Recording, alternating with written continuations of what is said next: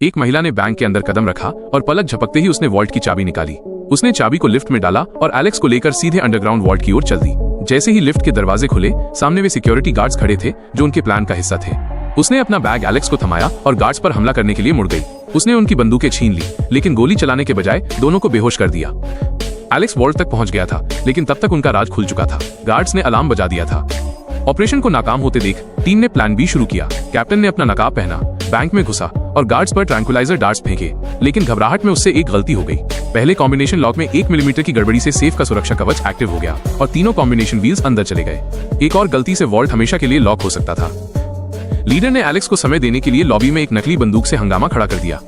जैसे ही combination wheels वापस बाहर आए, एलेक्स ने अपनी सांस रोककर ध्यान से सुना और पहला 3 अंकों वाला लॉक खोल दिया। दूसरा व्हील भी बाहर आ गया। तभी बैकअप फोर्स पहुंचने लगी। लीडर लॉबी में और देर तक नहीं रुक सका। एलेक्स ने बाकी कोड भी तोड़ दिए। तीनों व्हील्स एक साथ अंदर चले गए। उसने डायल घुमाया और वॉल्ट खुल गया। दोनों ने एक दूसरे को गले लगाया और एलेक्स का दिल जोर से धड़क उठा।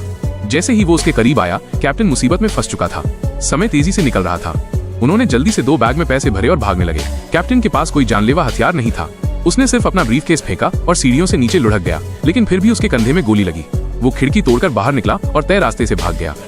दोनों कैश लेकर भीड़ में घुल मिल गए और बैंक से निकल गए। कैप्टन उन्हें लेने के लिए कार लेकर लौटा, लेकिन वो नहीं चाहता था कि एलेक्स उस औरत के चक्कर में फंसे। उसने पुलिस का ध्यान भटकाने के लिए एलेक्स को छोड़ दिया। एलेक्स संभला, एक राहगीर की साइकिल छीनी और तेजी से भागा। वो रेलवे ट्रैक की तरफ दौड़ा और पुलिस से बचने के लिए चलती ट्रेन पर कूद गया, लेकिन कार के अंदर टीम के बीच दरारें पड़ चुकी थी।